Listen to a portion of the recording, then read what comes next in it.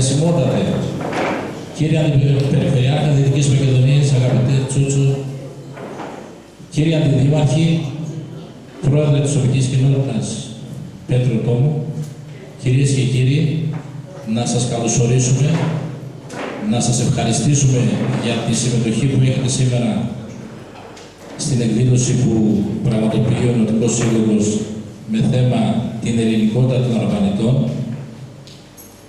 Έχουμε την τιμή να έχουμε μαζί μας τον κύριο Γιώργο Λικάκη, έναν αξιόλογο ομιλητή, δημοσιογράφο, συγγραφέα και ποιητή. Θα τον καλέσω στο βήμα για να ξεκινήσουμε την εκδήλωση. Να μην σας κουράσω εγώ, θα μας τα πει ο Γιώργος και μετά το πέρας της ομιλίας του κύριου Λικάκη θα ακολουθήσει μια συζήτηση και στο τέλος όλης της εκδήλωσης όποιος από τους καλεσμένους και τους παρευρισκομένους θέλει να επισκεφτεί την βιβλιοθήκη του Συλλόγου και του Μουσείου θα έχουμε τη δυνατότητα να του το παρουσιάσουμε. Κύριε Λικάκη, ελάτε στο βήμα να αρχίσουμε την εκδήλωση.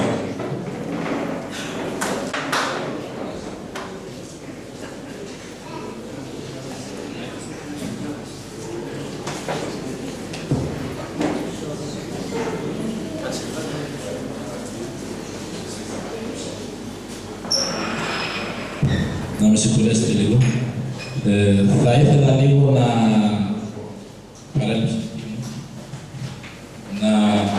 αναφερθώ σε ένα μήνυμα που μας έστειλε ο Γιάννης Αντωνιάδης.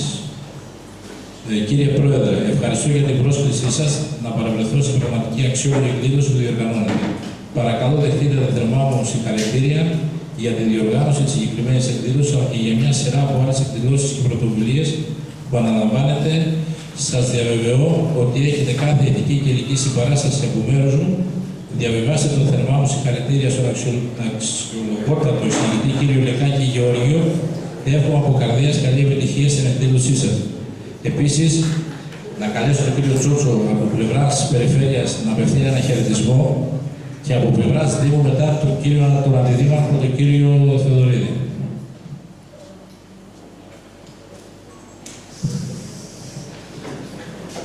Θεωρώ ότι καθυστερούμε, εφόσον επιλέγετε. Καταρχάς, καλησπέρα σας. Για όσους δεν με ξέρετε, είμαι ο Αντιπεριφερειάρχης της Δυτικής Μακεδονίας, Τσότσος Παύλος, παιδείας, πολιτισμού, τουρισμού και αθλητισμού. Θα ήθελα καταρχάς να καλωσορίσω στη Δυτική Μακεδονία τον κύριο Λεκάκη, να του ευχηθώ να περάσει όσο γίνεται καλύτερα εδώ και να δει ότι εδώ είμαστε πραγματικά φιλόξενοι και να τον ευχαριστήσουμε και σαν περιφέρεια για αυτή την προσπάθεια που κάνει για να μας ενημερώσει για διάφορα πράγματα που δεν γνωρίζουμε. Εύχομαι επιτυχία σε οποιαδήποτε εκδήλωση κάνετε. Πρόεδρε, θα σταθούμε δίπλα σας. Σαν πολιτισμός και τουρισμός, να ξέρετε ότι με όσες δυνάμεις διαθέτουμε αυτή τη στιγμή, τις όποιες διαθέτουμε, γιατί δυστυχώς θα γνωρίζει και ο κύριος Ιωσήφης, ο πρώην δήμαρχος, ο οποίος αλλιώς ήταν έστω και πριν 2 χρόνια, πριν 1 χρόνο και αλλιώς είναι σήμερα η κατάσταση. Μακάρι να βρούμε τον δρόμο μας για να μπορούμε και εμείς να στηρίζουμε όλους τους συλλόγους. Γιατί ομολογώ ότι στο Λέχοβο πρώτη φορά ήρθα για να μείνω έστω και μισή, 1 ώρα, 2 ώρες που θα μείνουμε και τις ομορφίες του Λεχόβου δεν τις γνώριζα. Λοιπόν, να είστε όλοι καλά, επιτυχία στην διοργάνωση και επιτυχία σε οποιαδήποτε εκδήλωση κάνετε, Πρόεδρε. Κύριε Θεοδωρίδη, ένα χαιρετισμό. Να με συγχωρέσετε, θα μείνετε το δρόμος. Καλησπέρα σε όλους. Θέλω να συγχαρώ το Σύλλογο για την πρωτοβουλία τη σημερινή. Παίρνει συχνά πρωτοβουλίες και πρόσφατα είχε πάρει ακόμη μια πρωτοβουλία για την παρουσίαση του ρεπορτάζ του κ. Κούλογλου. Θεωρώ ότι είναι μια σημαντική παρουσία σήμερα ο κ. Λεκάκης. Θέλω να πω ότι ο τόπος μας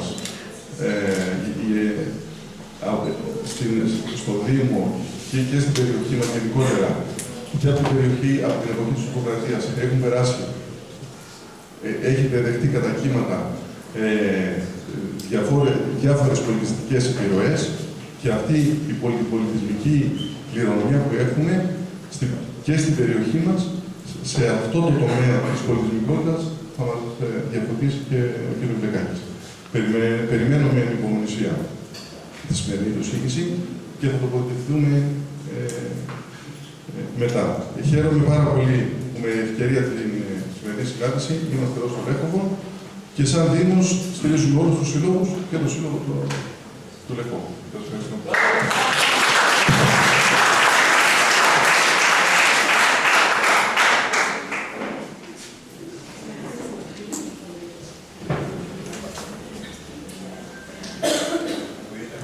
Ακούγεται? Θα ήθελα να σας ευχαριστήσω για την πρόσκληση αυτήν εδώ πέρα στο όμορφο χωριό σας, το ιστορικό και μαρτυρικό Λέχοβο, το οποίο δυστυχώς έχει...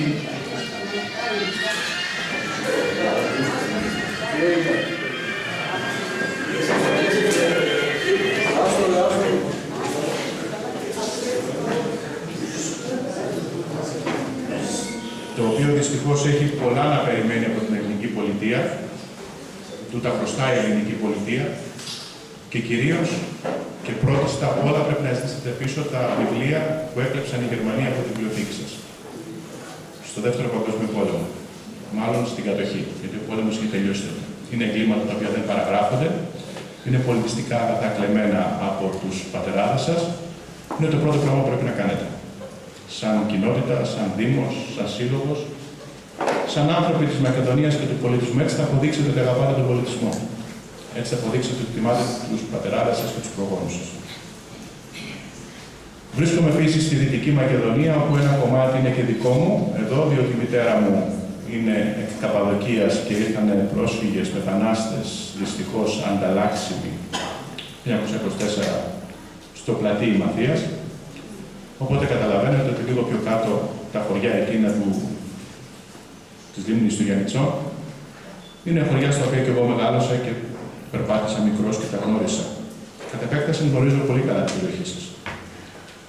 Γνωρίζω τις απίστευτες δυνατότητες που έχετε, τουριστικές, ταξιδιωτικές, ιστορικές, πολιτισμικές, την υπέροχη φύση σας, αλλά παράλληλα το κομβικό σημείο στο οποίο βρίσκεστε, γεωστρατηγικά, είναι ένα από τα σπουδαιότερα σημεία της Ελλάδος, ευαίσθητο και πρέπει να έχετε τα μάτια σας ανοιχτά 24 ώρες το 24ωρο. Λοιπόν, ο σύλλογός σας που με κάλεσε σήμερα, τον οποίο ευχαριστώ και τιμώ, μου ζήτησε να μιλήσω για το ιδιαίτερο θέμα που σας καίει εσάς εδώ, είστε αρβανιτοφόροι. Και είναι πάρα πολύ σημαντικό αυτό να βρίσκεις τέτοιους πυρήνες ανθρώπων που διατηρούν την ταυτότητά τους, διατηρούν τα έθνη τους και τα έθιμα μέσα σε μεγαλύτερες πληθυσμιακά ομάδες. 3 είναι τα αρβανιτοφόρια στην περιοχή σας, τα ξέρετε ούτως ή άλλως. Θεωρώ όμως ότι το Λέχοβο είναι το σπουδαιότερο από αυτό. Και γιατί έχω φίλους εδώ, αλλά γιατί προσπαθώ πάντα να είμαι αντικειμενικός βάσει των κριτηρίων. Ένα πρόβλημα που ταλανίζει εμάς τους λαογράφους πάρα πολλά χρόνια είναι αυτή η διαολεμένη σύμπτωση των λέξεων Αρβανίτης και Αλβανός. Και εσάς, προφανώς, θα έχετε μπερδευτεί πολλές φορές στο κεφάλι σας, ακούγονται το ένα, ακούγοντας το άλλο. Θα ήθελα να με ακούσουν προσεκτικά τα νέα παιδιά που είναι εδώ σήμερα, διότι μιλάμε για μια τραγική σύμπτωση της ιστορίας. Με 2 λέξεις που δεν έχουν καμία σχέση με την άλλη. Ξέρετε όμως ότι μετά τη μεταπολίτευση κυρίως, έχει μεθοδευτεί πολύ καιρό πριν, αλλά κυρίως μετά τη μεταπολίτευση, έπεσαν πάρα πολλά χρήματα στο να αναγνωριστούν εντός εισαγωγικά κάποιες μειονότητες στη χώρα μας. Να ανθίσουν, να μεγαλώσουν και να δημιουργήσουν προβλήματα στη χώρα που έβγαινε από μια 7ετή γύψιμη κατάσταση. Να μην μπορέσει ποτέ να σηκώσει κεφάλι. Αυτή η χώρα, ούτως ή άλλως, από τότε που απελευθερώθηκε, το 1821 έως σήμερα, έχει ζήσει μόνο ελάχιστες ημέρες ελευθερίας επικαποδίστρια. Όλες οι άλλες ήταν σε ένα αντίστοιχο δουνουτού. Ήταν χρεωμένη και υπόδουλος. Δυστυχώς έτσι είναι και σήμερα. Η μόνη διαφορά είναι ότι σήμερα το ξέρουμε. Τότε δεν το γνωρίζαμε. Αλλά έτσι ήταν τα πράγματα. Από το 1860 που πήραμε δάνειο, ένα από τα πολλά δάνεια από τους Άγγλους, 4 καράβια, το ένα έφτασε εδώ, τα άλλα 3 μείνανε στον δρόμο. Τα πληρώναμε όμως. Η τελευταία δόση τη δώσαμε πριν 20 χρόνια. Ήμασταν πάντα συνεπείς ως Έλληνες, ως όλους. Ασυνεπείς και μπαταχτσίδες ήταν μόνο οι Γερμανοί. Αυτοί έχουν κάνει στάση, πληρώνουν 3 φορές τον 20ο αιώνα, δεν πλήρωσαν ποτέ τις υποχρεώσεις και μας το κύλησαν 2 φορές τον πλανήτη. Και αυτοί τώρα λένε εμάς ότι δεν πληρώνουν. Πώς το έχετε φάει αυτό το παραμύθι, Έλληνες? Πώς ακούτε τηλεοράσεις και προσκυνάτε, Έλληνες? Πώς τολμάτε να μην ξέρετε την ιστορία σας, Έλληνες? Αγαπητοί μου φίλοι, είστε Αλβανίτες, δεν είστε Αλβανοί. Είναι 2 διαφορετικοί κόσμοι. Και πάμε να πάρουμε τα πράγματα από την αρχή. Η υπονόμευση της ελληνικής εθνικότητος είναι παλιό φρούτο και ξεκινάει επισήμως από έναν ανεκδιήγητο τύπο, λεγόταν Ιάκωβος Φαλμεράιερ. 1830-1840, φανταστείτε από πότε μας έχουν στο μάτι. Αυτός ο τύπος έγραψε 2 βιβλία, στα οποία ούτε λίγο ούτε πολύ έλεγε ότι οι Έλληνες τότε, το 1830, δεν έχουν καμία σχέση με τους αρχαίους Έλληνες, οπότε δεν πρέπει να λέγονται καν Έλληνες. Το θέμα ανακοινήθηκε και τώρα, πρόσφατα, μου είπαν ότι δεν βλέπετε εδώ πέρα πολλά κανάλια τηλεοράσεως, αλλά πρόσφατα ήμουν σε ένα κανάλι, σε μια εκπομπή, και πάλευα για αυτό το θέμα για να αποδείξω πόσο βλάξ ήτο ο Φαλμεράιερ, πόσο μη επιστήμον και τι έπαθε λέγοντας αυτές τις κουβέντες. Διότι όλοι γνωρίζετε την θεωρία του Φαλμεράιερ. Ξέρετε τι έπαθε αυτός που είπε αυτά? Ακούστε. Αυτός ο άνθρωπος ο οποίος ήθελε, ήταν Αυστριακός καταρχήν, υπηρέτης της Μεγάλης Αυστριακής Αυτοκρατορίας και ήθελε να συνδέσει την Αυστρία με την Τουρκία, την Οθωμανική Αυτοκρατορία, ούτως ώστε να αποτρέψουν τους Ρώσους να κατέβουν προς τα κάτω. Τον βόλευε πάρα πολύ αυτή η ασυνέχεια των Ελλήνων και να διασπείρει διχόνες ανάμεσα στους Έλληνες. Ακούστε τι έπαθε αυτός ο άνθρωπος που έλεγε αυτά. Οι φοιτητές που τον έβλεπαν στον δρόμο τον αποδοκίμαζαν. Ο κόσμος, όχι οι φοιτητές, τον χλέβαζε. Κοινώς τον έφτιανε όταν περπατούσε στη Βιέννη. Ο τύπος της εποχής τον είχε κύριο πρόσωπο στις γελιογραφίες σε αυτούς που έλεγαν βλακίες και ανυπόστατα πράγματα. Και αν δεν πιστεύετε τους φοιτητές, αν δεν πιστεύετε τη δημόσια γνώμη, τι πιστεύει ο κόσμος για αυτά που λέει κάποιος επιστήμον, αν δεν πιστεύετε τον τύπο που το κάνει πρώτο θέμα στις γελιογραφίες, δεν μπορείτε να αγνοήσετε ότι η επετηρής Επιστημονικής Επιτροπής του Βερολίνου τον καταδίκασε για διαστρέβλωση της ιστορικής αληθείας. Και έτσι, η Γερμανία, το Βερολίνο, έκρινε μη επιστημονικές παραδεκτές και άρα αληθινές τις απόψεις του Φαλμεράιερ, που εμείς εδώ δεν το μάθαμε. Εμείς εδώ νομίζουμε ότι ένας έχει βγάλει μια σπουδαία θεωρία. Οι Γερμανοί, ξέρετε, έχουν βάλει πολλές ηλίθιες θεωρίες, προσπαθώντας πάντα να βλάψουν το λαό μας. Την περίφημη Ινδοευρωπαϊκή θεωρία. Τη διδάσκονται τα παιδιά στα σχολεία. Ποιοι ήταν οι Ινδοευρωπαίοι? Όπου ήρθαν? Υπάρχει λαός χωρίς έναν Θεό, χωρίς μία ανατολική συνήθεια, χωρίς ένα κοινό έθιμο, χωρίς γλώσσα κοινή? Ποιοι ήταν αυτοί οι ανύπαρκτοι Ινδοευρωπαίοι? Ήρθαν από την Ινδία, από πού ήρθαν, παιδιά? Οι Ινδοευρωπαίοι.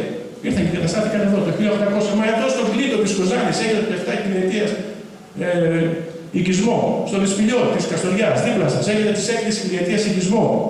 Τι να κάνουν αυτούς αν ήρθαν το 1200? Εδώ βρήκανε πόλεις. Κουβέντα. Άκρα του τάφου σιωπή στην επιστημονική κοινότητα βασιλεύει. Και την πληρώνετε εσείς που έχετε τύψεις που είστε Αλβανίτες. Έχετε τύψεις διότι νομίζετε ότι έχετε σχέση με τους Αλβανούς. Πάμε να το δούμε. Αυτά έπαθε αυτός ο κύριος Φαλμεράιερ. όλες του οι εργασίες όχι αποσοβήθηκαν, αλλά όλες τις εργασίες αποκηρύχθηκαν από την Επιστημονική Επιτροπή, την Επιστημονική Κοινότητα του Βερολίνου. Δεν είναι αποδεκτές σε καμία ακαδημία. Η λέξη λοιπόν Αρβανίτης δεν είναι τίποτα άλλο από τον κάτοικο μιας ορισμένης κιόλας, όχι ολόκληρης, περιοχής της Βόρειας Ηπείρου. Αυτός είναι Αρβανίτης. Αυτός που κατοικεί σε μια συγκεκριμένη περιοχή της Βόρειας, της σημερινής, της λεγόμενης Βόρειας Ηπείρου. Αυτός είναι ο Αρβανίτης. Ο Αρβανίτης είναι υπηρώτης στην καταγωγή, διότι εμείς οι Έλληνες δεν χωρίζουμε την Ήπειρο σε Βόρειο και σε Νότιο Ήπειρο. Για μας είναι μία και μία. Το Βόρειος και το Νότιος Ήπειρος είναι πολιτικός διαχωρισμός, όχι εθνικός, ούτε καν γεωγραφικός. Ποτέ σε κανένα γεωγραφικό εγχειρίδιο δεν αναφερόταν η Βόρειος και η Νότιος Ήπειρος, φυσικά γιατί δεν υπήρχε λόγος να αναφερθεί. Το Βόρειος και Νότιος Ήπειρος είναι εφεύρημα πολιτικό εθνικό. Δεν αφορά το λαό. Δεν συνιστώ στον αναγνώστη μου να ρωτήσει κάποιον Αρβανίτη αν νιώθει Έλληνας για να μην συμβεί ό,τι με τον Αρβανίτη και τον κριτικό της κωμωδίας του Βυζαντίου. Ξέρετε την περίφημη κωμωδία του Βυζαντίου. Αυτά γράφω σε Κελάριος. Μην τολμήσετε, λέει, και πείτε σε κανέναν Αρβανίτη ότι δεν είναι Έλληνας. Θα γίνει χαμός. Ξέρεις ωραία τι θα πει Αρβανίτης, είπε κάποτε ο Μάρκος Μπότσαρης, Αρβανίτης στην καταγωγή. Το λιοντάρι του Σουλίου, που τον πρότυξε κάποιος ότι είσαι Αρβανίτης, λέει ο Μάρκος Μπότσαρης, ο αγράμματος Μπότσαρης. Ξέρετε τι θα πει Αρβανίτης? Και του λέει, Αρβανίτης, φίλε μου, θα πει Έλληνας αγράμματος. Και εδώ έρχεται το πρώτο μεγάλο μαράζι των Αρβανιτών, που δυστυχώς λόγω της θέσης που ήταν εγκατεστημένοι δεν πρόκαμαν, δεν μπόρεσαν, δεν κατάφεραν ποτέ να μάθουν γράμματα. Αγράμματος ήταν και ο Αντρούτσος, αγράμματος και ο Καραϊσκάκης, αγράμματοι και οι Μποτσαρέοι, αγράμματοι οι Σουλιώτες. Δεν είναι τυχαίο. Την υπογραφή τους δεν ξέρω να βάλω. Όμοιος, ποιος από εσάς εδώ πέρα μέσα θα τολμήσει να πει, θα τολμήσει να ψελίσει ότι στην Επανάσταση δεν τάχτηκαν με το μέρος των Ελλήνων? Γιατί φαίνεται με ποιους είσαι όταν διαλέγεις στρατόπεδο. Είναι πάρα πολύ απλό. Θα παρακαλούσα για μισή ωρίτσα που θα μιλήσω τους φορητούς σας δυνάστες να τους έχετε στο αθόρυβο. Πολύ καταδυναστεύεστε από αυτά τα μηχανήματα όλη τη μέρα. Και από μισή ώρα θα είμαι στο χωριό σας και θα φύγω.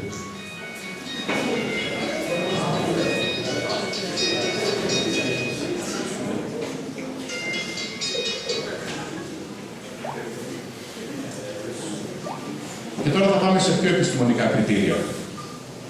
Αυτά ήταν τα κριτήρια τα οποία με πρώτο μάτι, με πρώτη απλή προσέγγιση μπορούσα να σας πω απλά.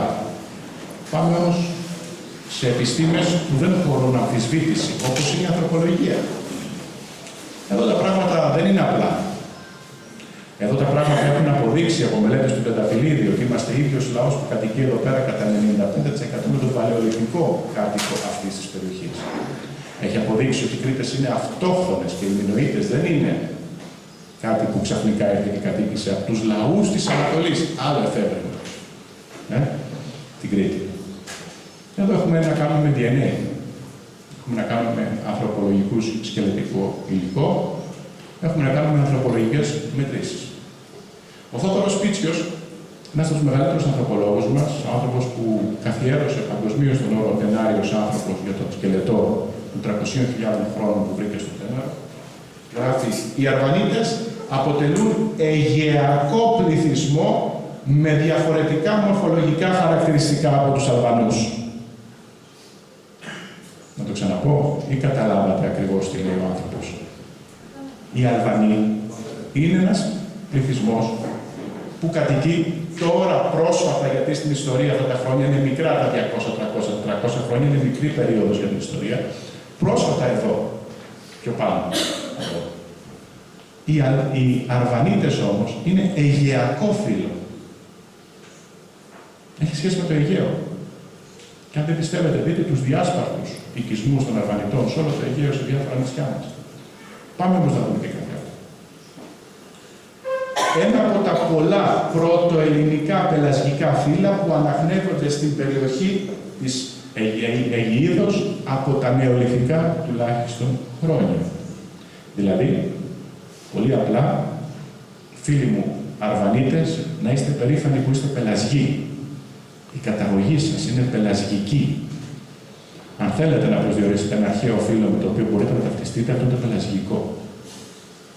Είναι από τα σπουδαιότερα πρώτο ελληνικά φύλλα, τα οποία δημιούργησαν έναν πολιτισμό απίστευτα μεγάλο και τα οποία ονομάζονταν έτσι, διότι σαν πελαργοί πηδούσαν από τόπο σε τόπο και κάνανε αποικίες και κάνανε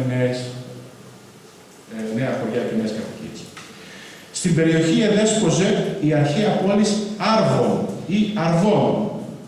Αυτή η οποία κατά μια ατυχή γραμματολογική συγκυρία ελέγεται και Άρβανα ή Αλβών ή Αλβανάπολης ή Αλβανούπολης και στα βυζαντινά χρόνια Αλβανών. Οι δε κάτοικοι της αρχαίας ελληνικής Άρβονος ονομάζονταν Αρβονίτες. Κοίτα να δεις παιχνίδια που παίζει ιστορία. Αυτά είναι μέχρι τα βυζαντινά χρόνια. Στα βυζαντινά χρόνια δεν υπάρχουν Αλβανοί. Δεν εμφανίζονται οι Αλβανοί στα βυζαντινά χρόνια. Και εδώ υπάρχει μια περιοχή, μια πόλη που λεγόταν Άλβων ή Αλβανόπολης. Ακόμα οι Αλβανοί δεν έχουν εμφανιστεί στην ιστορία. Και εδώ υπάρχει μια μεγάλη πόλη, η αρχαία Αρβών, που γίνεται Αρβανόπολης, Αλβανόπολης. Οι κάτοικοι του Αρβάνου ήσαν άσχετοι προς τους Αλβανούς ως προς την εθνικότητα, τη θρησκεία και το φιλετικό χαρακτήρα. Και μόνο ως προς τη γλώσσα οι δωρητηρώτες αυτοί, επειδή γειτόνευαν άμεσα με τους κατοπινούς κατοίκους περιοχής Αλβανούς και είχαν επικοινωνία και συναλλαγές μαζί τους, μιλούσαν μια μεικτή ελληνο-αρβανίτικη γλώσσα, τα αρβανίτικα, που διαφέρουν πολύ από τη γλώσσα των Αλβανών, πράγμα που και στα χρόνια μας έγινε αντιληπτό κατά τον πόλεμο του 40. Αυτά τα αναφέρει ο Ηλίας ο Πύρης και ο Γάλλος Ντουσελιέρ. Πράγματι, το 40 οι Αρβανίτες δεν μπορούσαν να συνεννοηθούν με τους Αλβανούς, οι οποίοι ήταν στο πλευρό των Γερμανών και είχαν πολεμήσει μαζί τους για να μας φάξουν και τους Ιταλούς. Από την άλλη, οι Αλβανοί δεν είναι ευρωπαϊκό φύλλο. Προσέξτε τις μεγάλες διαφορές. Έχουμε ένα αιγαιακό φύλλο και τώρα ερχόμαστε στο αλβανικό, το οποίο λέει η ανθρωπολογία δεν είναι καν ευρωπαϊκό φύλλο. Δεν σημαίνει τώρα επειδή κατοικούν στην Ευρώπη, οι Αλβανοί είναι και Ευρωπαίοι. Κατάγονται από την περιοχή της Γεωργίας Σιβηρίας, στον Κάφκασο, στην Κασπία θάλασσα. Αυτή είναι η κοιτίδα τους. Εκεί υπάρχει ο όρος Άλβανων. Και εκεί είναι η πρώτη, ανιχνεύεται η πρώτη κοιτής του λαού που αργότερα έφτασε εδώ. Οι Αλβανοί του Καυκάσου αναφέρονται στα ρωμαϊκά χρόνια του Καυκάσου, στον Κάφκασο, και έως τον 6ο αιώνα μετά Χριστόν. Από τον Κάφκασο έρχονται στην Ανατολική Ευρώπη, περίπου στη Ρουμανία τη σημερινή, με τους Μογγόλους του Τσέκινς Χάν, ως στρατιώτες του. Μετά με τους Άβαρους και τέλος μια τρίτη φουρνιά φτάνει με τους Τούρκους όταν υποχρεώθηκαν να συστρατευτούν μαζί τους και να τους ακολουθήσουν σαν βοηθητικοί. Φυσικά το φύλλο αυτό δεν είναι το μουσουλμανικό, αλλά βιαίως εξισλαμίστηκε για να μπορεί να περιδεί τον τουρκικό στρατό. Πρέπει να ξέρετε ότι πριν την επίσημη εκμουσουλμάνηση, γιατί έχουμε δύο εξισλαμισμού εδώ πέρα, έχουμε και εδώ γενιτσαρισμό στους Αλβανούς. Οι Αλβανοί ήταν περισσότερο μπεκτασίδες, ήταν Αλεβίτες. Δεν έχουν καμία σχέση με τους Σουνίτες και τους Σιήτες. Αυτά είναι πολύ ιδιαίτερα πράγματα, είναι μια άλλη ιστορία. Το 10ο λοιπόν αιώνα πια, μετά Χριστό 10ο αιώνα, έχουμε την αρχαία πόλη, τώρα πάμε 15 αιώνες μετά, 10ο αιώνα μετά Χριστό. Εμφανίζεται η πρώτη γραπτή μαρτυρία περί Αρβανιτών ως μισθοφόροι στρατιώτες σε μια στρατιά μαζί με Βούλγαρους, Φράγκους και Ρωμαίους μισθοφόρους. Δηλαδή τι κάνανε οι Ρωμαίοι, κάνανε μισθοφόρους από όλες τις περιοχές. το κυριότερο σώμα των Ρωμαίων μισθοφόρων ήταν οι Αρβανίτες. Γιατί? Διότι ήταν ορεινοί, ήταν κοντοί, ήταν γρήγοροι, ο σωματότυπός τους βοηθούσε για να μάχονται, ήταν πολύ δυνατά παιδιά και έτσι προτιμώντο στις στρατιωτικές αποστολές. Έτσι λοιπόν, πολύ γρήγορα, από τα ρωμαϊκά χρόνια, οι Αρβανίτες βγάζουν τη φήμη του καλού πολεμιστή παύλα στρατιώτη. Πριν το 10ο αιώνα μετά Χριστόν, δεν υπήρχαν Αλβανοί στην Ηλυρία και την Ήπειρο. Να το ξαναπώ λίγο. Γιατί αυτά τα λέει ο Στέφανος ο Βυζάντιος και διαβάστε, αν δεν το πιστεύετε, βυζαντινός συγγραφέας, η Άννη Κομνηνή, η οποία μας έδωσε το περίφημο μέγα ετυμολογικό της ελληνικής γλώσσης, το οποίο διέσωσε από όλα τα βιβλία που υπήρχαν στην Κωνσταντινούπολη. Και που κάποτε καμία διατριβή, καμία πτυχιακή εργασία δεν θεωρείται έγκυρη αν δεν χρησιμοποιούσε το μέγα ετυμολογικό της Άννης Κομνηνής. Σήμερα αγνοείται το μέγα ετυμολογικό, λαμβάνονται άλλα λεξικά άλλων κυρίων υπόψη. Λοιπόν, εκεί μέσα λοιπόν αναφέρεται στην Άννα Κομνηνή ότι πριν το 10ο αιώνα μετά Χριστόν δεν υπήρχαν Αλβανοί στην Ηλυρία και την Ήπειρο. Οι λέξεις Αλβανοί ήταν άγνωστοι. Εκεί ζούσαν από τα αρχαία χρόνια μόνο Έλληνες Αρβωνίτες, λέει η Άννα Κομνηνή. Έλληνες Αρβωνίτες, οι οποίοι πήραν το όνομά τους από την αρχαία πόλη Αρβών, όπως σας προείπα, έτσι, που βρισκόταν μεταξύ Επιδάμνου και Οχρίδος. Κάπου δηλαδή μεταξύ της λίμνης της Οχρίδος και μιας αρχαίας πόλης, σήμερα στη Βόρεια Ήπειρο, που λέγεται Επίδαμνος, εκεί υπήρχε αυτή η αρχαία πόλη, η οποία συστηματικά δεν ανασκάπτεται. Αρχαιολογικές ανασκαφές δεν γίνονται, διότι αν μιλήσει η γη, θα πει ότι εσείς εδώ πέρα είστε ξενομερίτες. Γι' αυτό το λόγο δεν σκάβουν και στην Τουρκία καλά, γι' αυτό το λόγο δεν γίνονται όλα αυτά τα πράγματα. Και στην Βουλγαρία και στην Αλβανία, ανασκαφές δεν γίνονταν καθόλου επί κομμουνιστικού καθεστώτος. Έτσι. Ίσως λοιπόν στην περιοχή του Νιν Ελμπασάν, το οποίο το όνομα του Ελμπασάν ίσως λέμε να είναι και από το Αλβασάν, δηλαδή από την αρχαία Αλβών, την πόλη. Ίσως κάπου εκεί να είναι δηλαδή η αρχαία πόλη. Οι Καυκάσιοι Αλβανοί όταν έφτασαν στα Βαλκάνια δεν είχαν γραπτή γλώσσα. Προσέξτε, μια άλλη μεγάλη διαφορά. Εγκαταστάθηκαν πρώτα στο Κόσοβο, αυτή είναι η πρώτη τους κοιτίδα, και την Βόρειο Ηλυρία. Σταδιακώς απόθυσαν τους εκεί κατοικούντες Αρβανίτες, Έλληνες, και με τη βοήθεια Τούρκων, Ιταλών και Αυστριακών, που είχαν και έχουν συμφέροντα στην Αδριατική, και με διάφορα δάκτυλα ξένων δυνάμεων, δρούν πάρα πολλοί Άγγλοι εδώ σε αυτή την περιοχή, Έλληνες, Χριστιανοί και Μπεκτασίδες Αλβανοί, Τούρκοι και Τουρκαλβανοί διαίως εξισλαμισμένοι ή Καθολικοί, άρχισαν να αλληλομισούνται και να αλληλοεξοδώνται. Όλοι αυτοί εναντίον του χριστιανικού πληθυσμού της περιοχής. Τούρκοι, Τουρκαλβανοί, Μπεκτασίδες, Καθολικοί, ο βρώμικος ρόλος του Πάπα. Θα το δείτε παρακάτω. Πολύ βρώμικο ρόλο στην περιοχή του Βατικανού. Πολύ βρώμικο ρόλο.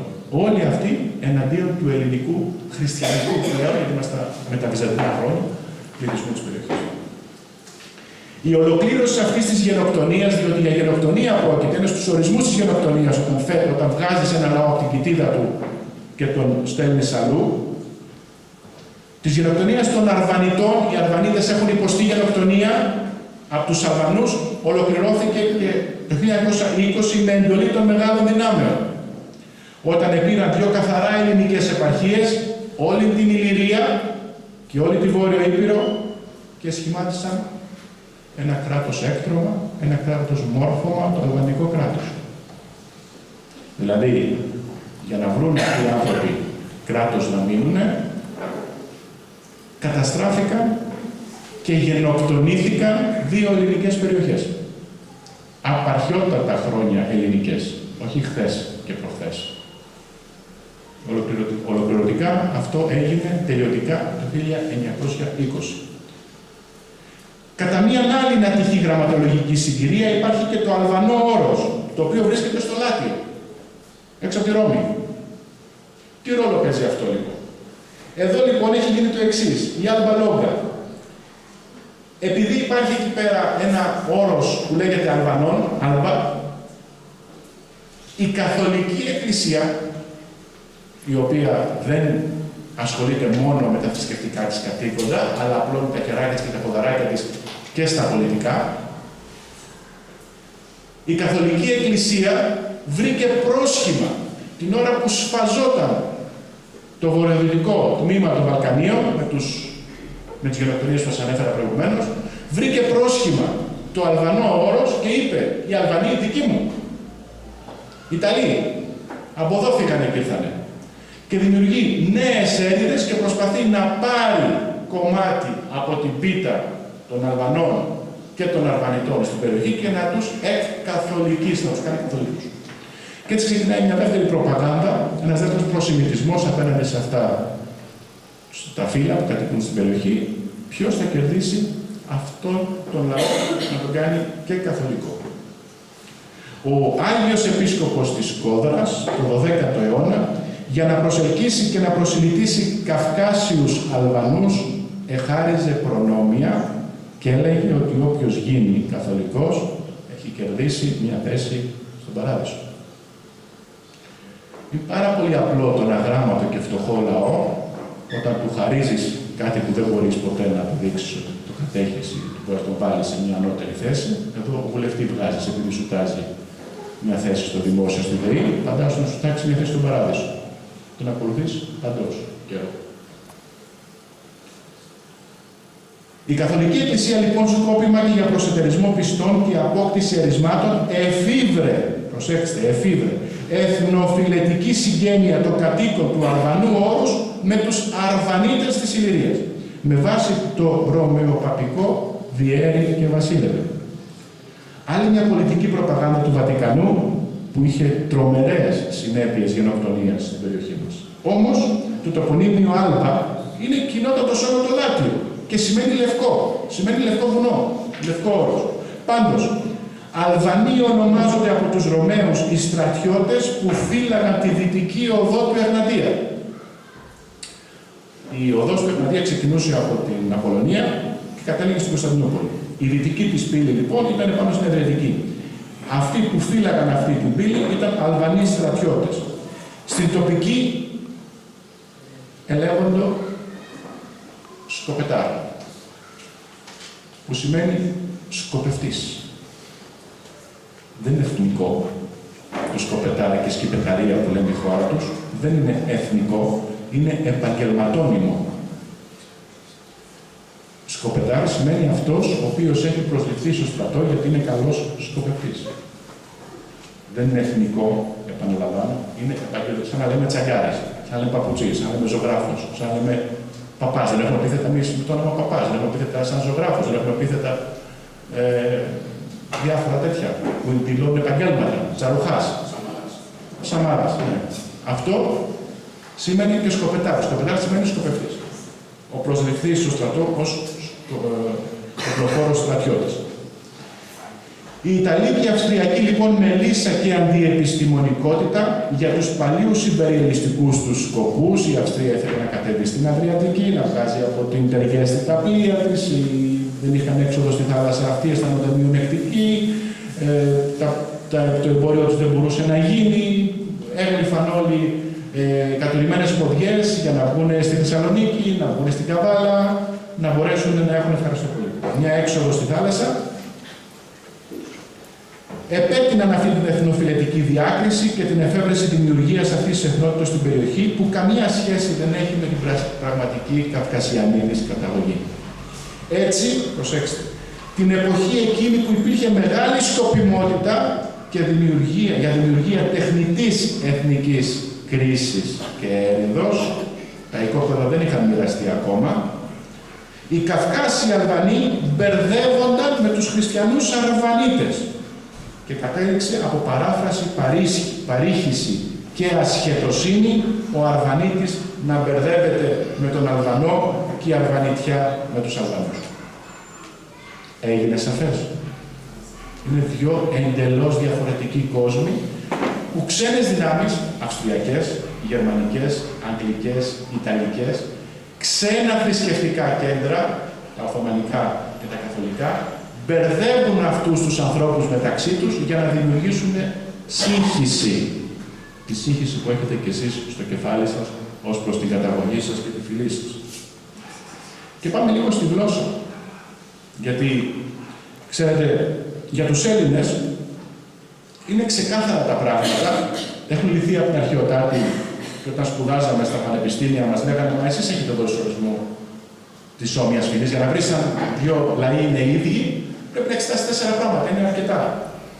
Το ομόγλωσσο. Μιλάνε την ίδια γλώσσα, δηλαδή μπορούν να συνοηθούν μεταξύ τους. Αν δεν μπορούν να συνοηθούν μεταξύ τους, λίγο δύσκολα τα πράγματα. Δεν αρκεί μόνο αυτό. Το ομότροπο. Έχουν τον ίδιο τρόπο στη ζωή τους, έχουν κοινά ήθη και έθιμα. Παντρεύουν τα παιδιά τους με τον ίδιο τρόπο. Θάβουν τους ανθρώπους με τον ίδιο τρόπο. Λαογραφία. Το όμεμον. Αισθάνονται ότι έχουν ίδιο αίμα. Και πότε το τσεκάρεις αυτό? Μόνο στον πόλεμο που αποφασίζει ποιος θα πας. Υπάρχει άλλη περίπτωση να το τσεκάρεις αυτό?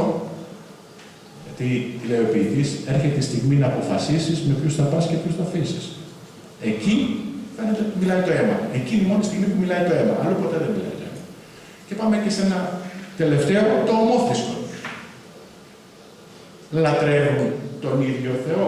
Έχουν τους ίδιους θεούς. Έχουν τους κοινούς Αγίους.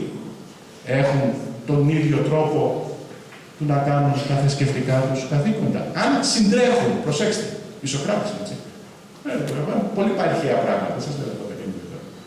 Αν συντρέχουν και οι 4 λόγοι, όχι ο ένας, δεν αρκούν οι 2, δεν αρκούν οι 3, και οι 4 λόγοι, τότε αυτοί οι 2 λαοί είναι ίδιοι. Αυτό που μπερδεύει μεταξύ των υπολείπων Ελλήνων και των Αρβανιτών είναι η γλώσσα. Ξέρετε πολύ καλά, από χτες έτρωγα σε ένα καφενεδάκι εδώ και μου λέει: εμείς τα βλήτα τα λέμε έτσι, εμείς τα λέτε βλήτα.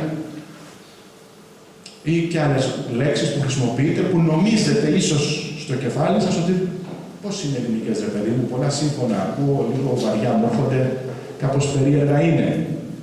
Αγαπητοί φίλοι, είναι περίεργα και δύσκολα και βαριά, διότι πελασγικά. Είναι πανάρχαια ελληνικά. Είναι πιο αρχαία από τα αρχαία ελληνικά. Που εμείς τα ξεχάσαμε, οι υπόλοιποι Έλληνες που δεν είμαστε Αρβανίτες. Γι' αυτό. Και αυτό θα ήταν μεγάλη μου χαρά να ήταν δική μου ανακοίνωση σε συνέδρια. Να το είχα βρει εγώ, αλλά δυστυχώς δεν είναι. Η γλώσσα από μόνη της δεν αρκεί για τον καθορισμό ατομικότητος ενός λαού. Αυτά τα λέει ο Μπέλοχ, ο καθηγητής του Πανεπιστημίου της Ρώμης. Και ήταν απάντηση σε αυτούς που λέγανε ότι οι Αλβανοί είναι ίδιοι με τους Αρβανίτες. Πώς είναι, αφού μιλάνε αλβανικά και οι δε μιλούν αρβανίτικα. Και δεν συνεννοούνται.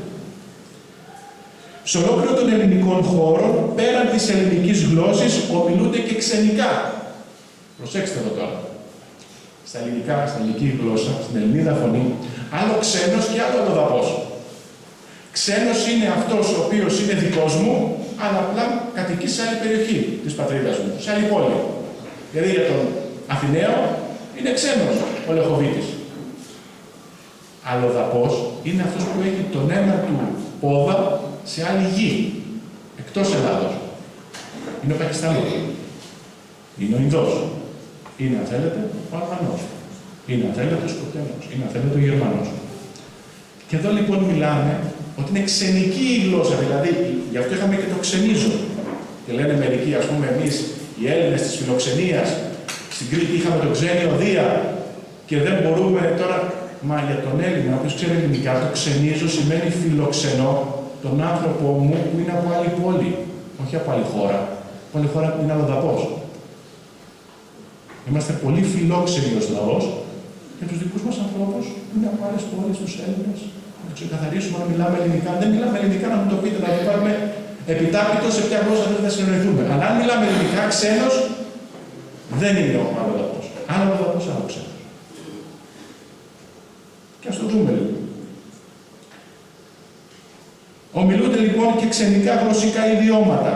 Και στα ξενικά πια βάζουν αρβανίτικα, αρμανικά, αυλάχικα, αρμενικά, διότι η αρμενική έχει ελληνική ρίζα, εβραϊκά, το The Hebrew is Greek, το βιβλίο, τα εβραϊκά είναι ελληνικά, είναι απαγορευμένο παγκοσμίως, κοστίζει πανάκριβα αν το βρείτε και οι Εβραίοι το παίρνουν και το σβήνουν από το χάρτη.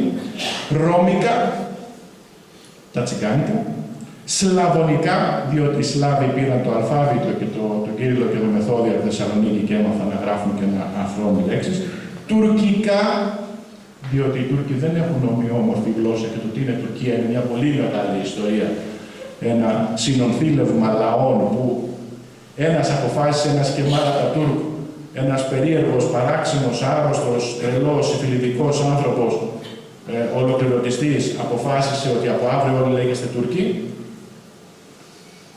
που συλλήφθην όμως όλα αυτά μαζί, το ποσοστό του ήταν 3,20%. Άρα, μιλάμε για μία ομόγλωση εθνότητα, την ελληνική, η οποία κατά 96,8% μιλάει μία γλώσσα, την ελληνική. Είναι λοιπόν το ελληνικό το πιο ομοιογενές κράτος στον κόσμο όσον αφορά τη γλώσσα που μιλείται σε αυτό. Και αυτά εδώ πέρα, με συγχωρείτε, αλλά δεν δικά μου. Μην νομίζετε ότι εγώ ήρθα εδώ πέρα να σας εκθέσω δικές μου απόψεις. Τις ενστερνίζομαι και τις παραδέχομαι γιατί είναι από καθηγητές μου. Αλλά είναι από διεθνή συνέδρια, από το Πανεπιστήμιο της Σορβόνης, του Μιραμπέλ και από το Πανεπιστήμιο της Σορβόνης, του Αντρέ Μπλανκ. Πότε οι μελέτες αυτές? Το 1957 και το 1971. Τι θέλετε τώρα να μου πείτε? Ότι δεν είναι ελληνικά λοιπόν, τα αρβανίτικα, αφού τα κατατάσσουμε στις ξενικές γλώσσες της Ελλάδος και σας εξήγησα προηγουμένως, βάσει της Ελληνίδος γλώσσης, τι σημαίνει ξένος στα ελληνικά. Τα πανάρχια όμως εδώ θα δείτε πόσο παλιά είναι τα πανάρχια πελασγικά που μιλάτε. Τα πανάρχια πελασγικά που είναι ο πρόγονος της γλώσσας της Αρβανίτικης, ξέρετε πότε μιλούνταν στην Αθήνα, γύρω από την Αθήνα? Το 3.500 π.Χ. Η κλασική Αθήνα και μετά δεν υπάρχει κανένας. 3.500 χρόνια π.Χ. Τότε, γύρω από την Αθήνα, μιλούσαν πελασγικά. Οι Αθηναίοι, αυτοί που αργότερα ονομάστηκαν Αθηναίοι, ακόμα δεν υπάρχει Αθήνα, οι Ίωνες που κατοικούν στην περιοχή, δεν τους αρέσει. Οι Ίωνες μιλάνε μια άλλη γλώσσα, η οποία, ελληνική πάντα, μια άλλη διάλεκτο, η οποία είναι λίγο πιο εξευγενισμένη θα λέγαμε σήμερα, είναι πιο λεπτεπίλεπτη θα λέγαμε σήμερα και πράγματι διότι σε αυτήν γράφτηκαν μεγάλα αριστουργήματα της παγκόσμιας ελληνικής φωνής. Δεν τους αρέσει η γλώσσα που μιλάνε οι πελασγοί γύρω-γύρω από την Αθήνα και τους εκδιώχνουν διότι δεν μπορούν να ακούν την δύσκολη και δύσπεπτη γλώσσα, την δύσυχη γλώσσα με δύσυχους ήχους, με δύσκολους ήχους των πελασγών. Και τότε ξεσπάει ένας μεγάλος πόλεμος μεταξύ των Ιώνων και των πελασγών, στην Αττική, 3.500 χρόνια πριν από σήμερα. Αυτός ο πόλεμος έχει αναγκάσει τους πελασγούς να φύγουν προς τον ημιτό, επάνω να τον περάσουν και εκείνη τη στιγμή οι πελασγοί, για να κρατάνε ενέχειρο τους Αθηναίους, να το πούμε έτσι για να καταλάβετε, ίσως δεν ήταν Αθηναίοι τότε, αλλά κάτοικοι της Αττικής, παίρνουν δύο ιέρειες από τη Βραβρώνα, για να μην τους επιτεθούν. Και έτσι τους αναγκάζουν και φεύγουν στα γύρω χωράφια της Αττικής, που επειδή βρίσκονται μέσα στο κέντρο της Γαίας, της γης της Αττικής, ονομάζονται Μεσόγεια. Γι' αυτό και σήμερα ακόμα στα Μεσόγεια κατοικούνται από Αρβανίτες. Από τότε είναι οι κατοίκοι των Αρβανίτων. Τότε τους εκδιώχνουν από το κέντρο της Αττικής και πηγαίνουν εκεί. Ταυτόχρονα, λίγο βορειότερα, στη Βιωτία, είναι τα αρβανιτοχώρια, τα γνωστά εκεί στις Ελευθερίες κλπ. Έκτοτε λοιπόν, σε όλη την Αττική, ομιλούν εκτός της Ιωνικής και την αρβανίτικη πελασγική διάλεκτο. Και φτάνουμε στους Βυζαντινούς Αυτοκράτορες, κυρίως τον Μιχαήλ τον Δούκα, τον 11ο αιώνα. Αυτός εφάρμοσε μια πολιτική επικίσεων, λεγόταν προνιάσματα τα λέγανε τότε στα Βυζαντινάκια, δηλαδή λαμβάνω πρόνοια για έναν τόπο, διότι η Βυζαντινή Αυτοκρατορία ήταν η μεγαλύτερη αυτοκρατορία που γνώρισε ο πλανήτης Γης, Ήταν τεράστια και κάθε τόσο για να υπερασπιστεί τα σύνορά της ήταν αναγκασμένη σε πολλά μέτωπα να κάνει πολέμους. Αυτό κατά καιρούς άλλες περιοχές της αφάνιζε και άλλες περιοχές της ενίσχυε. Κυρίως οι στρατιώτες λοιπόν που ήταν μισθοφόροι, οι περισσότεροι, ήταν αυτοί που υπερασπίζονταν αυτά τα σύνορα με την πολιτική των προνοιασμάτων. Με πρόνοια δηλαδή. Έτσι λοιπόν αναγκάστηκαν να μετακινηθούν πολλές ομάδες, βία και αναγκαστικά, και με χρυσόβουλα ο αυτοκράτορ παραχωρούσε οικόπεδα και χωράφια στους στρατιώτες για να μένουν εκεί και να φυλάνε τα σύνορα τις περιοχές με χρυσόβουλα και βασιλικά γράμματα. Όπου εγκαθίσταντο Αρβανίτες δεν τους έδινε χωράφια, τους έδινε ζώα. Διότι ήταν καλύτεροι, λέει, κτηνοτρόφοι από τη γεωργοί. Και αντί να τους ανταμείβει με γη, τους αντάμειβε με κοπάδια. Αυτό ακόμα και σήμερα οι Αρβανίτες είναι καλύτεροι κτηνοτρόφοι από γεωργοί. Είχε προηγηθεί λοιπόν ο Βασίλειος ο Β' ο Βουλγαροκτόνος, ο οποίος είχε διώξει τους Βούλγαρους από την περιοχή, όπως ξέρετε, της Αρβάνου, στο Άρβανο της σημερινής Βορείου, που δεν υπήρχαν καθόλου Βούλγαροι, αλλά οι Βούλγαροι είχαν ήδη σπρώξει προς τα νοτιότερα, εκδιώξει από τις κοιτίδες τους Αρβανίτες και είχαν εγκατασταθεί αυτοί στο Αργυρόκαστρο και στο Βεράτι, μια περιοχή που ονομάστηκε από αυτούς Αρπερία και Αρβανιτιά. Και μετά έρχεται ο Αλέξιος ο πρώτος ο Κομνηνός, που διώχνει και τους Νορμανδούς από την περιοχή του Δυραχείου, οι οποίοι επίσης είχαν εγκατασταθεί εκεί και οι οποίοι επίσης ξαναδίνουν μια κλωτσιά στους Αρβανίτες και τους κατεβάζουν ακόμα πιο κάτω. Δηλαδή, Βούλγαροι, Αλβανοί και Νορμανδοί θέλαν τα οικόπεδα αυτά εδώ πέρα πάνω, τα ωραία δικά μας οικόπεδα, και αφού εγκαθίσταντο αυτοί με τους πολυπληθείς και σπουδαίους στρατούς τους, οι οποίοι ήταν άρτια εξοπλισμένοι, έδιωχναν τον τοπικό πληθυσμό της Αρβανιτιάς προς τον νότο. Έφευγαν οι κάτοικοι μετά από 100 χρόνια από τον άλλο. Ξανά πιο νότο, και έχουμε φτάσει εδώ πέρα τώρα να έχουν συρρυκνωθεί από την Ηλυρία που ήταν, δηλαδή από την Τεριέστη, από το Σπλίτ, το αρχαίο ελληνικό Σπαλάτο, από το Μαυροβούνιο, την Ερζεγοβίνη, τις σημερινές για να σας κάνω. Έχουν συρρυκνωθεί οι Αρβανίτες και κατεβαίνουν, γιατί έρχονται εκεί πέρα Βούλγαροι, διώχνουν τον Βουλγαροκτόνος, αλλά η ζημιά είχε γίνει, θα κατέβει νωρίτερα, όπως σας είπα, και Νορμανδοί. Και φτάνουμε στον 14ο αιώνα μετά Χριστόν, όταν οι Λυριοί και οι Πυρώτες, υπό την πίεση και την βιαιότητα αλλοδαπών φίλων, Σλάβων, κυρίως του Στέφανο του Δουσάν, Βουλγάρων του Σιμεών και Αλβανών και Τούρκων, αναγκάστηκαν να μετακομίσουν ακόμα νοτιότερα και πλέον γίνεται πασιφανές ότι μετακομίζουν και ως χριστιανοί.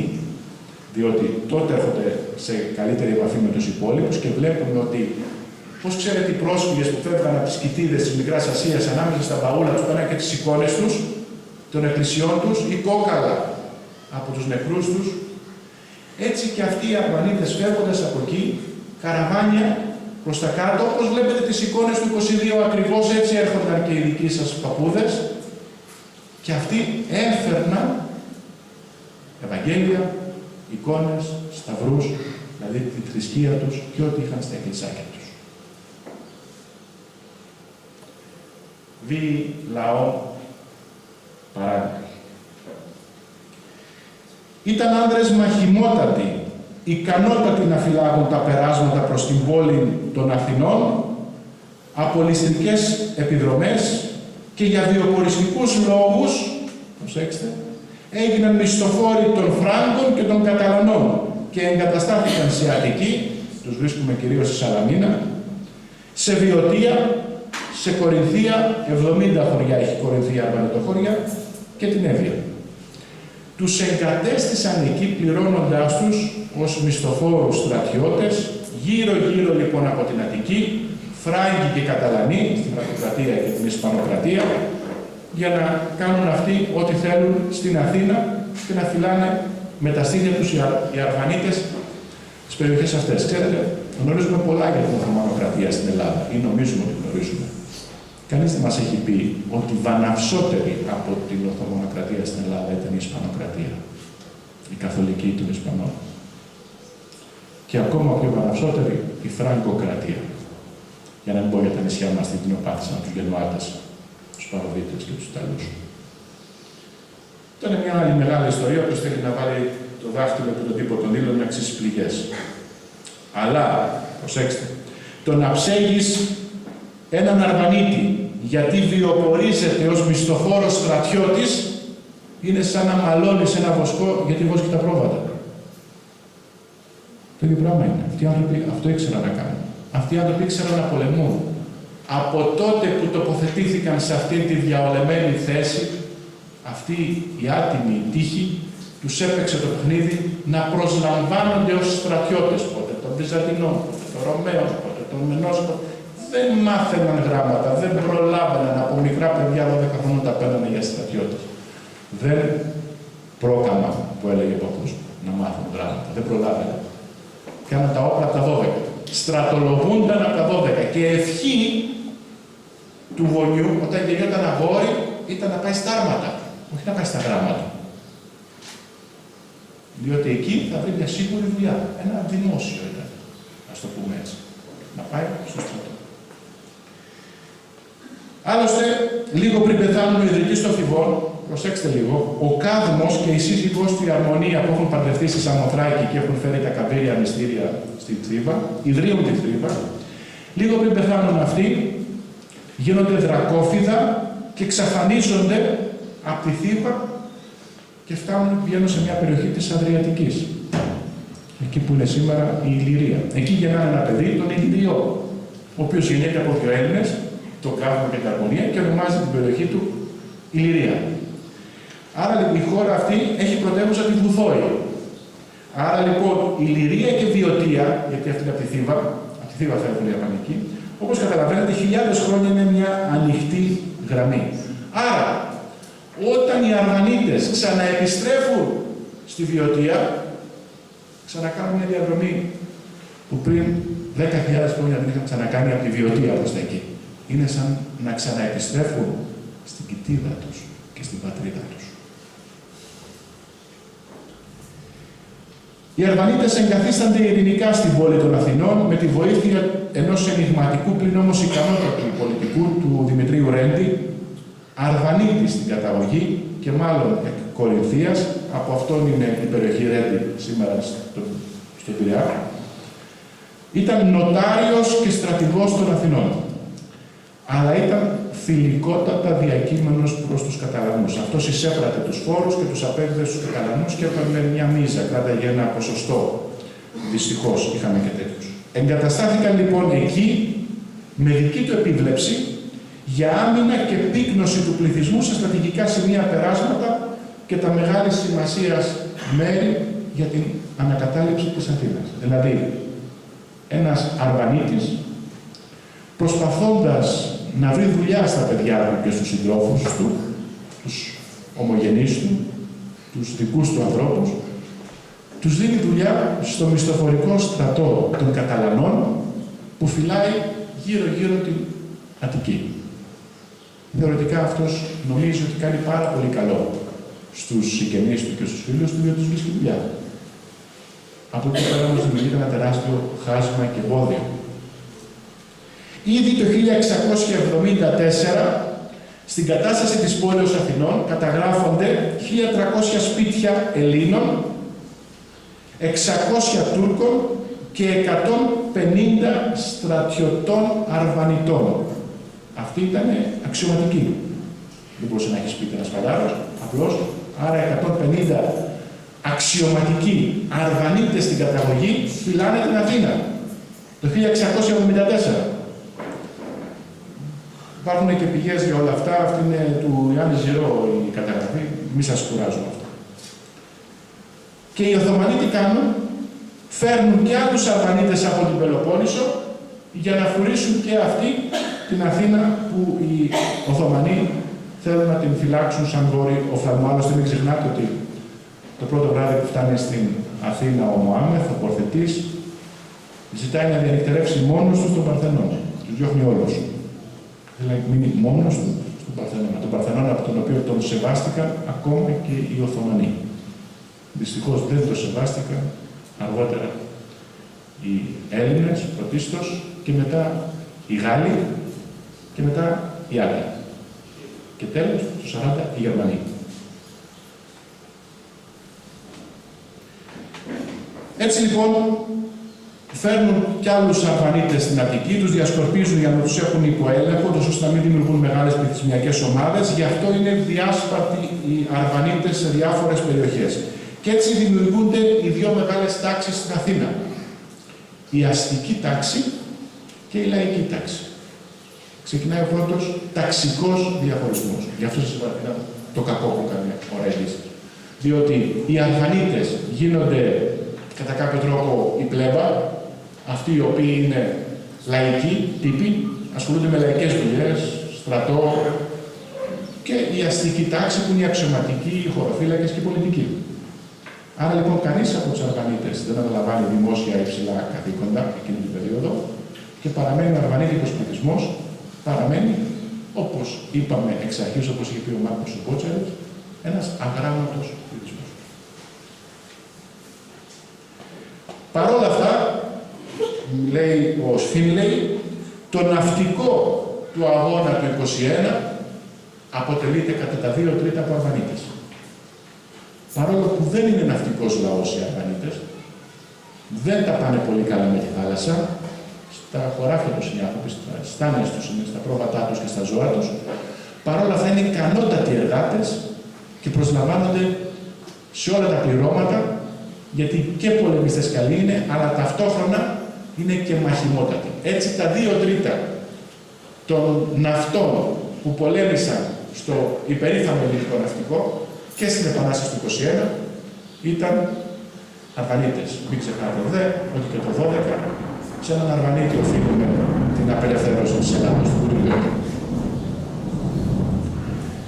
Κατά δε την Οθωμανοκρατία, προσέξτε το αυτό, ήταν σαφώς πιο εύκολο να μάθει κανείς αρβανίτικα παρά τα κυνηγημένα καθαρά ελληνικά που εδιδάσκοντο νύκτορ, τη νύχτα, με τσιμπλοφάναρα, σε κρυφά σχολιά, με αμοιβή για τους δασκάλους λίγα κόλληβα, εξού και κολυβογράμματα.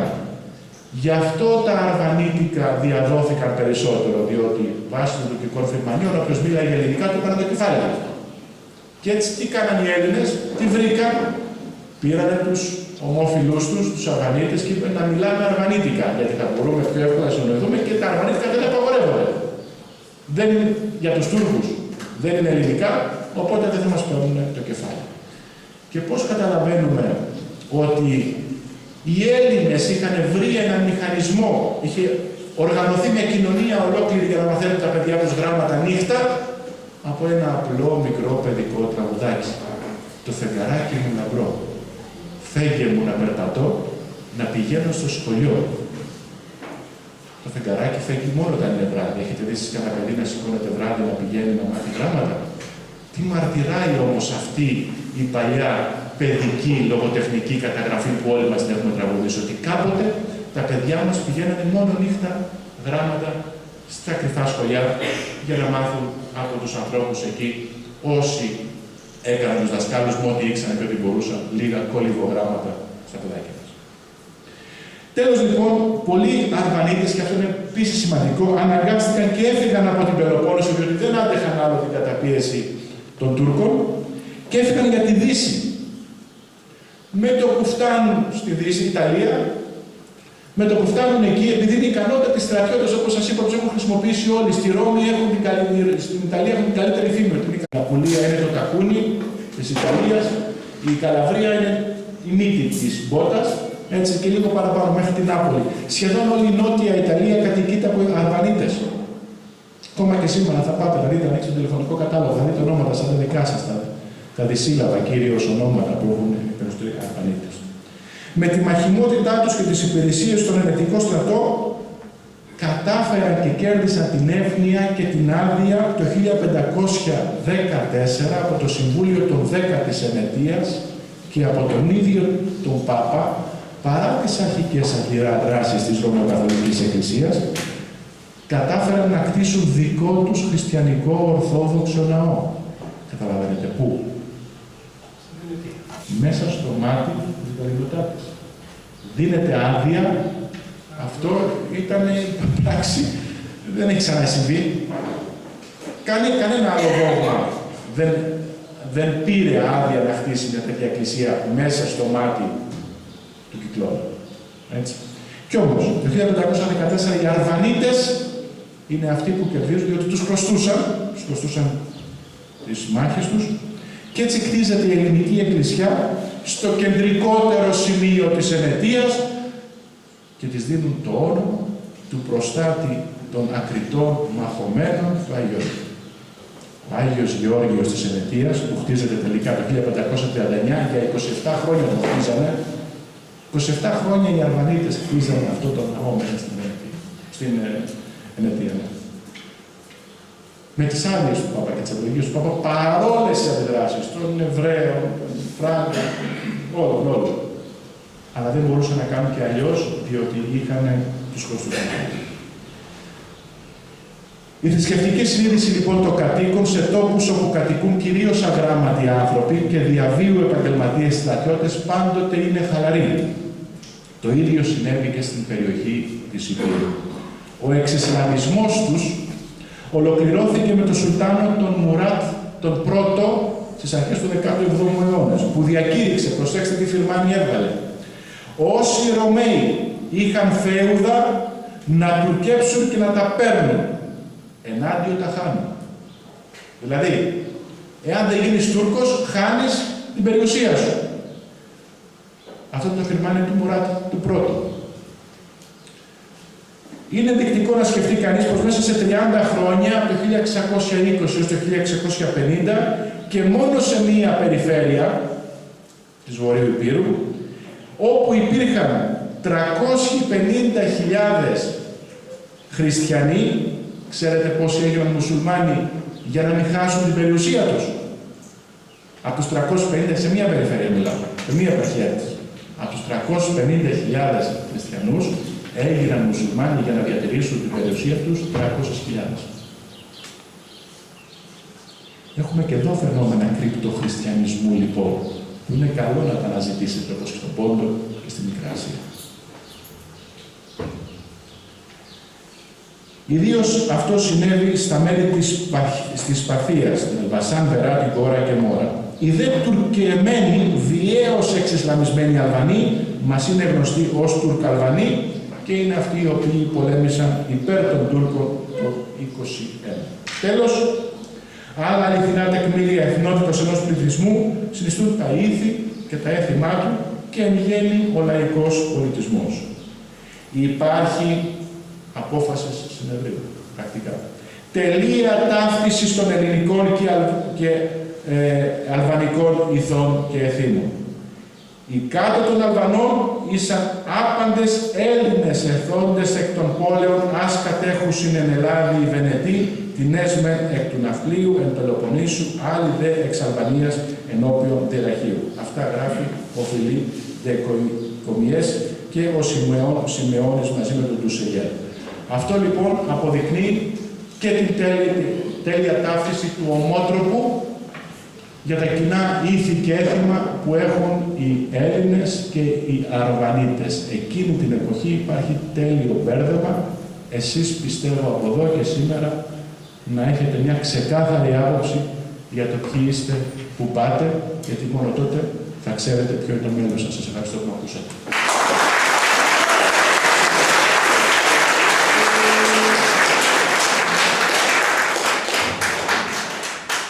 Θα ήθελα να απαντήσω σε ερωτήσεις που υπάρχουν και ό,τι δεν διευκρινίστηκε είμαι εδώ πέρα όσο χρειαστεί μέχρι το βράδυ. Έχει κανείς μετά από όλα όσα σας είπα καμία αμφιβολία για τη σχέση... Ναι, ο κύριος.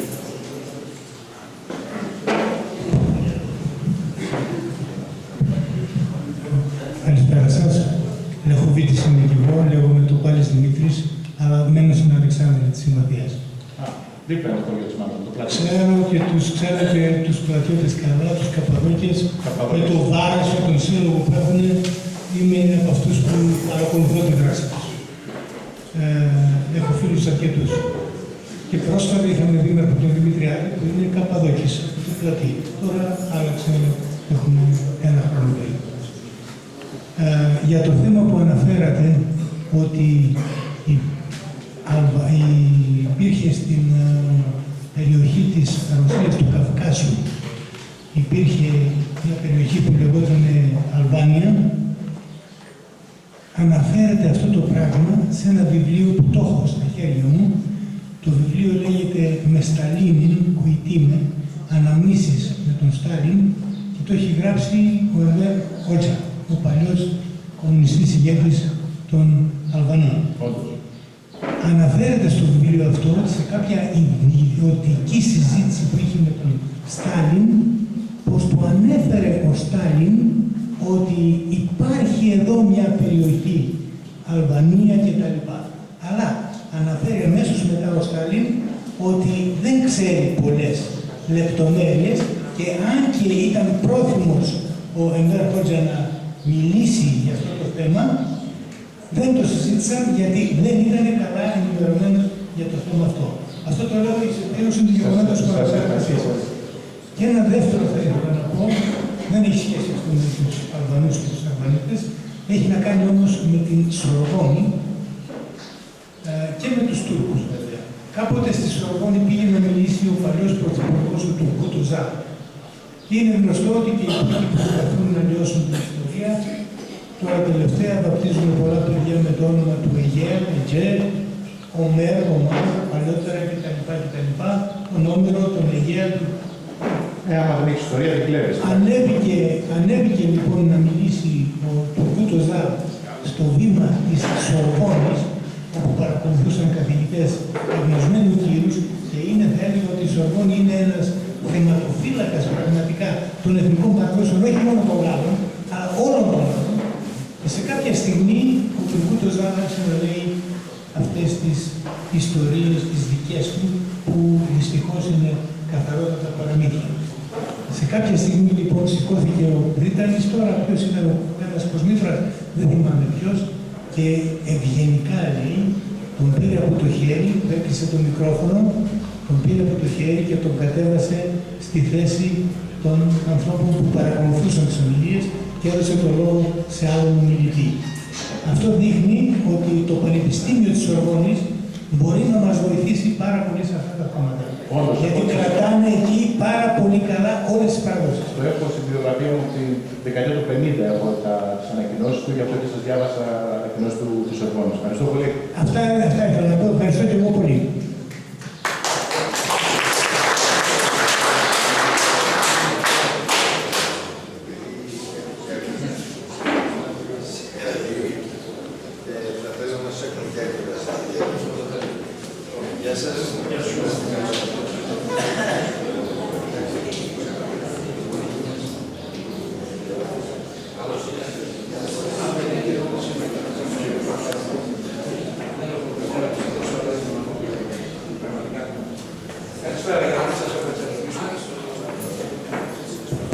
Καλησπέρα. Αγαπητές ερημότες, αγαπητές ερημότες, κύριε Λεκάκη, πραγματικά να σας ευχαριστήσω για την παρουσία σας και για την πολύ αναλυτική ομιλία σας, μας κάνατε σοφότερους. Εγώ οφείλω να πω ότι κανείς, πιστεύω, Αρβανίτης, Λεχοβίτης, και εγώ προσωπικά δεν πίστεψα ότι έχουν το ίδιο DNA με τους Αλβανούς. Είναι κάτι τελείως ξεχωριστό και ως νοοτροπία των ανθρώπων εδώ, όσο θρησκεία, όσο ιστορία. Και βέβαια είπατε πολύ σοφά κάτι, ότι, και θέλω να πω ότι άρα η Ελλάδα δεν φοβάται κανένα Γερμανό, κανέναν λαό. Και αυτό είναι για ένα εξής χαρακτηριστικό που μας χαρακτηρίζει σαν Έλληνες. Αυτό αναφέρεται στους Αλβανίτες που είπατε ότι έχουν βαθιές ρίζες ελληνισμού. Λαός που έχει ρίζες ιστορία και φοβάται ούτε το παρόν ούτε το μέλλον. Αυτοί σήμερα που μας κατηγορούν και θεωρητικά το αναφέρετε εξής ότι τρώμε ό,τι μας δείτε, το τρώμε. Απλώς είμαστε αναγκασμένοι τα λάθη των πολιτικών και στο περιβάλλον που ζούμε της πολιτικής ένωσης να ζούμε στην Ευρώπη, αλλά δεν τα τρώμε αυτά που μας λένε, γιατί το λαό μας δεν έχει συνηθίσει. Και αυτά τα αναφέρετε τώρα μέσα από αυτά που είπατε εσείς, κανείς τα βγάζει. Πραγματικά όμως θέλω να σας πω ότι εδώ η περιοχή και ιδιαίτερα το Λέχοβο, επειδή εγώ τελευταία χρόνια ζω εδώ και ως δήμαρχος βίωσα μια περιοχή που έχει πολλά μειονεκτήματα μέσα στην οικονομική συγκυρία. Είναι ίσως η μοναδική τοπική κοινότητα που δεν έχει εκτάσεις, χωριστές εκτάσεις. Όμως κατάφερε και καταφέρει να είναι υπερήφανοι, να ζουν αξιοπρεπώς και να μην είναι υποτελείς. Αυτό το βίωσα ως δήμαρχος και το διακήρυξα όλους τους δημοσίους λόγους. Ίσως είναι ένα χαρακτηριστικό γνώρισμα των αρμανιτών. Και βέβαια, πραγματικά η σημερινή παρουσία σας πιστεύω ότι ξεκαθάρισε τα θέματα αυτά, διότι πολλοί θεωρούσαν ότι υπάρχει συγγένεια λόγω της, αν θέλετε, αυτής της σύγχυσης αρμανίτες με Αλβανούς. Και βέβαια αυτή την ομιλία, φίλε Πρόεδρε, πραγματικά πρέπει να την τυπώσετε και να την έχετε σε πρώτη ευκαιρία σε όλους. Και είπατε κάτι πολύ σημαντικό, Πρόεδρε και φίλε Βαγγέλη, που δεν το γνώρισα εγώ, ότι υπάρχουν βιβλία που υπάρχουν σήμερα στην Γερμανία ως κλοπή. Αυτά νομίζω μέσα από τη δραστηριότητα και τις σχέσεις αυτές τις πολιτισμικές που είχαμε με τους Γερμανούς, να αναζητήσουμε αυτά τα βιβλία, διότι κύριε Λεκάκη, εδώ τα τελευταία χρόνια κάναμε μια βιβλιοθήκη, δεν ξέρω αν την επισκεφθήκατε.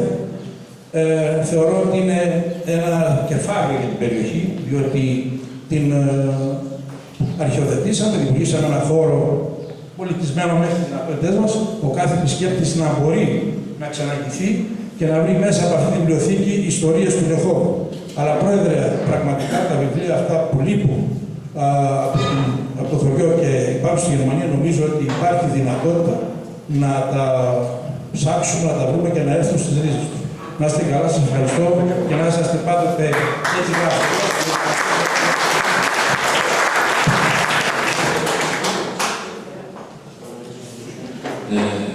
Για την παρουσίαση του κ. Λεκάκη υπάρχει ένα βιβλίο το οποίο μπορούμε να το προμηθεύσουμε σε όποιον ενδιαφέρεται. Θα το τυπώσουμε ανάλογα, αλλά υπάρχει πάνω και η επωνυμία του Συλλόγου. Το είχα μιλήσει με αυτόν τον κύριο Λεκάκη. Όποιος ενδιαφέρεται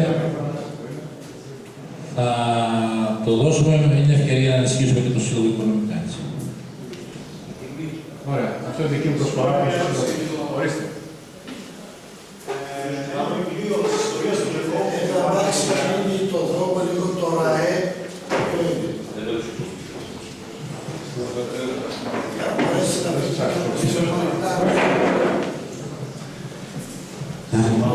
Υπάρχει ένα βιβλίο της ιστορίας του Λεχόβου που είχε γραφτεί από τον οικονόμο που ήταν δάσκαλος εδώ στο Λεχόβο, τον Κουβάνη. Αυτός αναφέρει ότι οι Λεχοβίδες κατάγονται από την περιοχή της Υπήρου, την Ατιντάνια, και είναι Αντίντανες.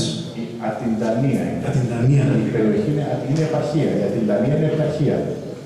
Επαρχία Της σημερινής Βορείου Υπήρου. Είναι αρχαία επαρχία. Στα αρχαία χρόνια η Ατιντανία. Ναι, αρχαία ελληνική.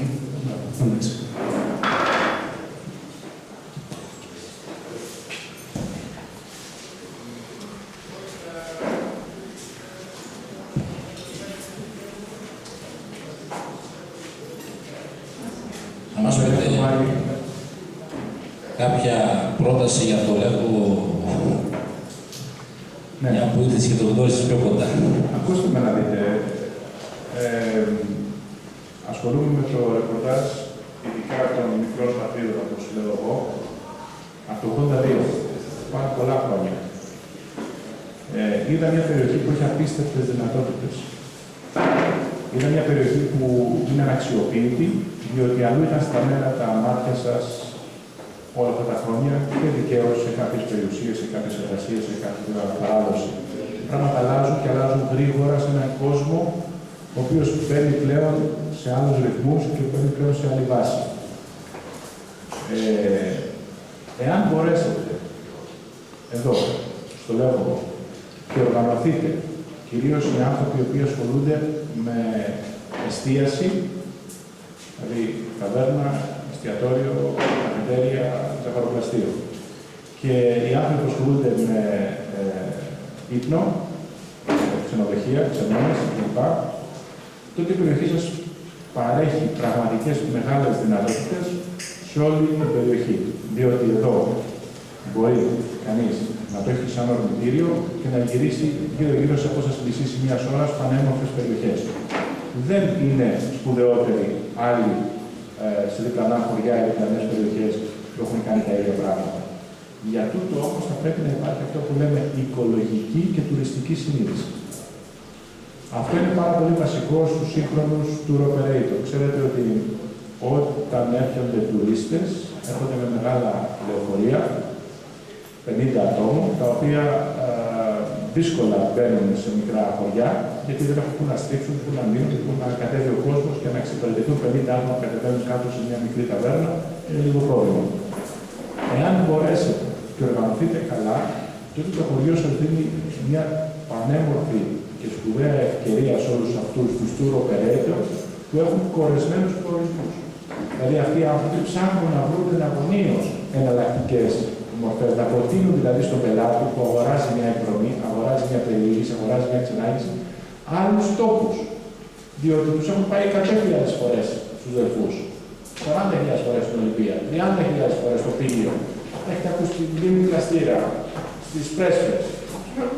Βλέπετε, άμα δείτε εκδρομές, βλέπετε τα ίδια και τα ίδια σημεία. Υπάρχει πολύ μεγάλη ανάγκη των ανθρώπων που οργανώνουν εκδρομές να πουλήσουν, να δώσουν, δηλαδή στον πελάτη τους, άλλους πλέον προορισμούς. Εάν σκεφτούμε και οργανωθούμε προς αυτή την κατεύθυνση, μπορεί πραγματικά το Λέφοβο να δώσει μια τέτοια ανάσα. Είμαι στη διάθεσή μου να βοηθήσω.